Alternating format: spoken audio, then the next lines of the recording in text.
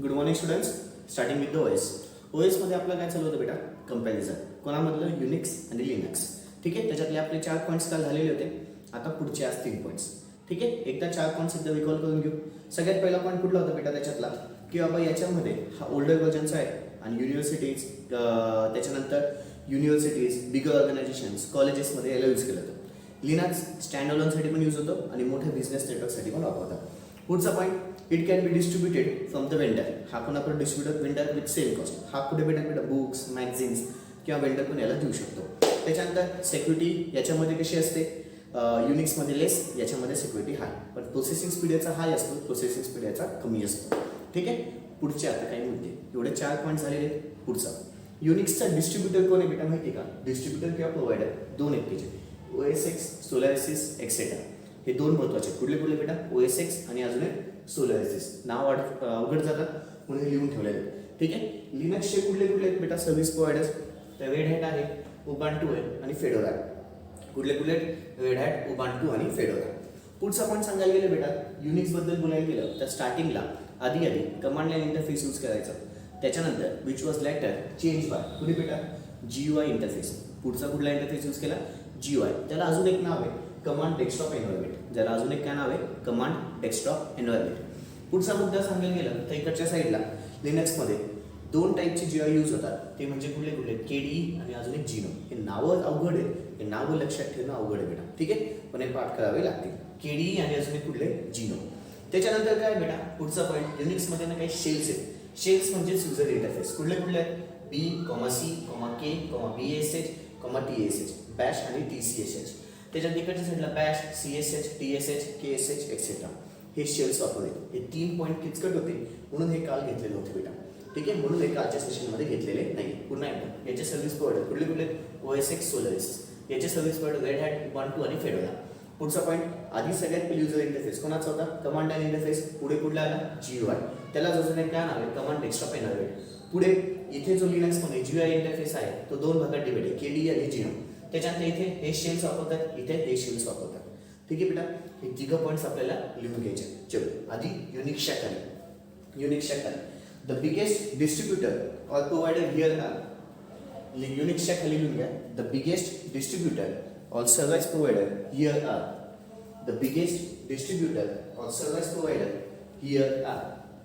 The biggest distributor or service provider here are OS X, Solaris. OS X, Solaris. बाजूला लिहा. The biggest distributor or service provider here are. The biggest distributor or service provider here are Red Hat, Ubuntu, Fedora. Red Hat, Ubuntu, Fedora. पुढचा point, the Unixच्या खाली बेटा, the user interface used here in the beginning was. The user interface used here in the beginning was. The user interface used in the user interface used here in the beginning was command line. Was command line. And later on GUI was created. And later on GUI was created. And what's called as command desktop environment. And what's called as command desktop environment. And what's called as command desktop environment. Okay. पुढे, the user interface in Linux consists of 2 GUIs. The user interface in the Linux consists of 2 GUIs. The user interface in the Linux consists of 2 GUIs called as KDE and Gino. पुढचा point, shells provided by the Unix are. युनिक्सच्या खाली लिहा, shells provided by the Unix are. Shells provided by the Unix are. लिहून घ्या, B, C, K, BSH, TCSH etcetera. B, C, K, BSH, TCSH. पुढे लिहा, shells provided by the Linux are. Shells provided by the Linux are BSH, CSH, TSH, KSH, etc. BSH, CSH, TSH, KSH, etc. बरं, आता ना बेटा, काल मी तुम्हाला एक question लिहून दिला होता. कंपॅरिझन, कंपेअर बिटवीन काय बेटा Unix and Linux on the basis of सगळ्यात पहिले युजर इंटरफेस. युजर इंटरफेसचा कुठला पॉईंट आहे बेटा सांगता येईल? युजर इंटरफेसचा कुठला पॉईंट आहे तुमचा? आता तुम्ही साधारणपणे 7 पॉईंट्स लिहिले. किती पॉईंट लिहिले बेटा? काल आपले 4 झाले होते आणि आजचे 3 पॉईंट्स. किती झाले बेटा? 7. मग जो तुमचा 6व्या नंबरचा पॉईंट आहे तो म्हणजे काय बेटा युजर इंटरफेसचा पॉईंट आहे. आता काय करा 6व्या नंबरमध्ये युजर इंटरफेस आहे ना त्याला अंडरलाईन करून ठेवा. का? म्हणजे लक्षात येईल 6व्या नंबरचा जो पॉईंट आहे त्याला अंडरलाईन करून ठेवा. का? म्हणजे लक्षात येईल की आपली कंपॅरिझन मधला हा पॉईंट लिहायचा आहे. 6वा पॉईंट युजर इंटरफेस म्हटलं की हा पॉईंट आहे. ठीक आहे 6व्या पॉईंटला अंडरलाईन करा.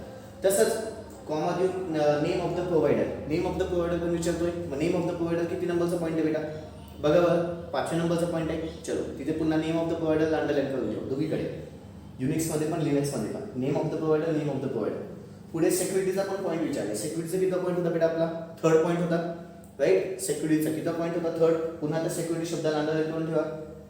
सिक्युरिटी शब्दाला अंडरलाईन करून ठेवा 3rd पॉईंटमध्ये. आणि अजून एक प्रोसेसिंग स्पीड. प्रोसेसिंग स्पीडचा किती पॉईंट होता? 4था. प्रोसेसिंग स्पीडचा किती पॉईंट होता बेटा? 4था. 4थ्या पॉईंटला पुन्हा अंडरलाईन करा. ओके हे झाले बेटा युनिक्स आणि लिनक्स मधलं कंपॅरिझन. पुढचा आता एक अतिशय महत्त्वाचा क्वेश्चन आहे ह्या चॅप्टरचा शेवटचा पार्ट जो की आहे MS DOS operating system structure. टाका heading MS DOS operating system structure. MS DOS operating system structure टाकली बेटा हेडिंग. ओके क्वेश्चन घ्या. Explain MS DOS operating system structure. Explain MS DOS operating system structure. Okay आता ना बेटा इकडे बाजूला तुम्हाला MS DOS ऑपरेटिंग सिस्टीम स्ट्रक्चरची फिगर दिसते बेटा. ओके आता याचं जे उत्तर आहे आपण 2 भागात डिवाइड करणार आहे. सध्या जनरल पॉईंट सांगायचे ऑपरेटिंग सिस्टीमचे कुठलेही जनरल पॉईंट्स काय असतात आणि खाली MS DOS बद्दलचे ऑपरेटिंग सिस्टीमच्या स्ट्रक्चरचे पॉईंट सांगायचे. काय बोललो काय नाही कळालं? हे उत्तर मी 2 भागात डिवाइड करणार. पहिलं जनरल ऑपरेटिंग सिस्टीमचे पॉईंट्स आणि खाली मग MS DOS ऑपरेटिंग सिस्टीम बद्दलचे पॉईंट्स. जनरल पॉईंट्स मध्ये बघायला गेलं तर कुठलीही ऑपरेटिंग सिस्टीम बेटा पीसेस मध्ये डिवाइड केलेली असते. कुठली ऑपरेटिंग सिस्टीम पीसेस मध्ये डिवाइड केलेली असते. पुढचं चांगली ऑपरेटिंग सिस्टीम किंवा गुड ऑपरेटिंग सिस्टीम तेव्हाच असते जेव्हा ती कम्प्युटर सिस्टीम सोबत डील करते त्याच्या ऍप्लिकेशन सोबत डील करते. जेव्हा ती ऑपरेटिंग सिस्टीम कोणासोबत डील करते? कम्प्युटर सिस्टीम सोबत आणि त्याच्या ऍप्लिकेशन सोबत डील होते तेव्हाच मी त्या ऑपरेटिंग सिस्टीमला काय म्हणते? Good operating system. कधी ऑपरेटिंग सिस्टीम डेव्हलप करताना इम्प्लिमेंटर्स म्हणजे काय? डेव्हलपर्स. कुठलीही ऑपरेटिंग सिस्टीम डेव्हलप होताना ऑपरेटिंग इम्प्लिमेंटर्स जे असतात त्याच्या inner working of operating system मध्ये जास्तीत जास्त काम करतात आणि प्रत्येक वेळेस मॉड्युलर ऑपरेटिंग सिस्टीम डेव्हलप केली जाते. मॉड्युलर ऑपरेटिंग सिस्टीम डेव्हलप होते म्हणजे नवीन रिसेंट टेक्नॉलॉजी त्यांना टाकली जाते. पण मॉड्युलर ऑपरेटिंग सिस्टीम मध्ये जर बघायला गेलं तर सगळ्यात चांगली ऑपरेटिंग सिस्टीम जी लेयर्स मध्ये डिवाइड केलेली असते ती ऑपरेटिंग सिस्टीम सगळ्यात चांगली असते. पीसेस म्हणा किंवा लेयर्स म्हणा, लेयर्स मध्ये जी डिवाइड होते तेच आपल्या इथे पण वापरायला. MS DOS ऑपरेटिंग सिस्टीम मध्ये आपल्याला लेयर्स मध्ये डिवाइड होतं.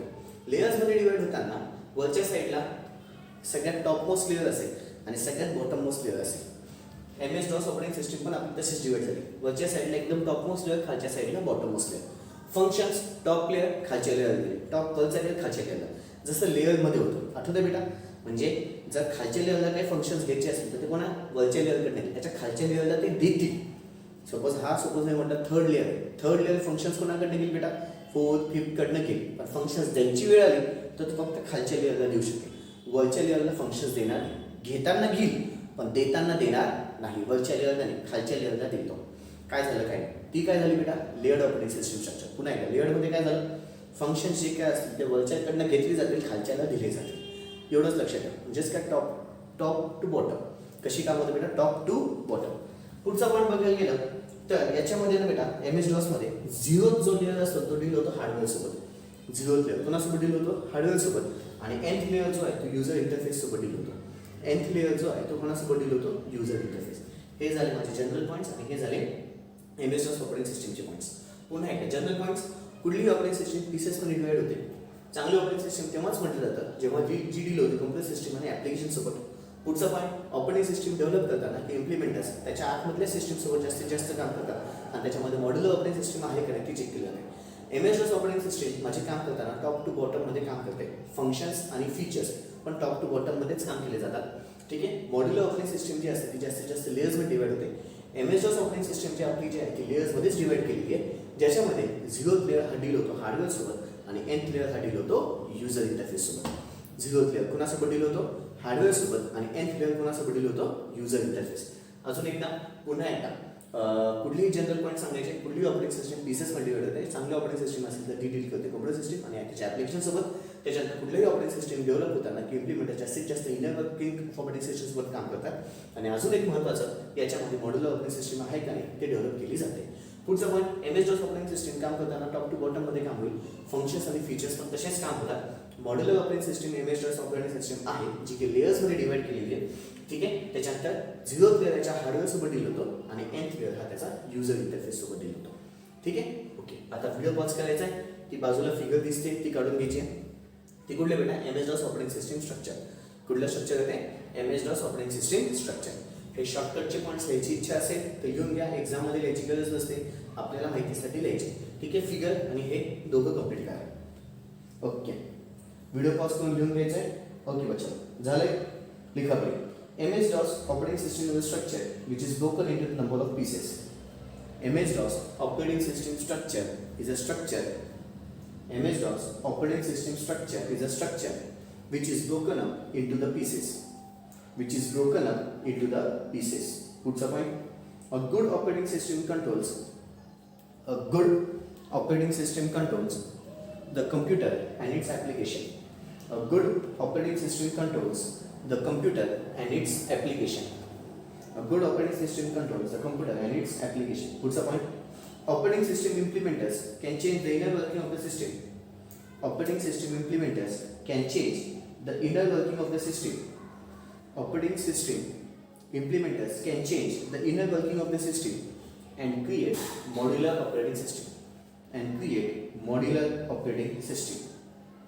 What's the point? MS DOS operating system works in the top to down approach. MS DOS operating system works in the top to down approach. MS DOS operating system works in the top to down approach, where the functions and features also work in a top to down approach. Where the functions and features also work in a top to down approach.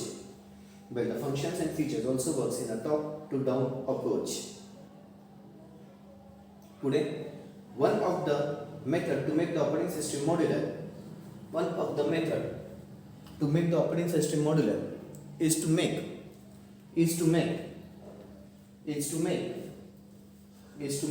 the layered approach. Is to make the layered approach. What's the point? In MS DOS operating system structure, the operating system is divided into a number of layers. In MS DOS operating system structure,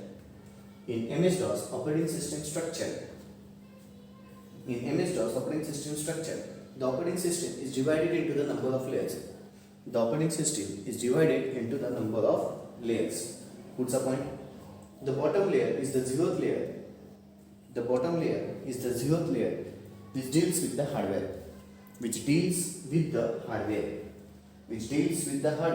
And the nth layer deals with the user interface. And the nth layer deals with the user interface. And the nth layer deals with the user interface. And the nth layer deals with the user interface. Okay बच्चा, झालंय. इथे तुमचं totally हा second chapter संपलेला आहे. इथे तुमचा second chapter totally संपलेला आहे बेटा. ओके बच्चा, दॅट्स ऑल. बाकीचं होतं. थँक्यू. Good day.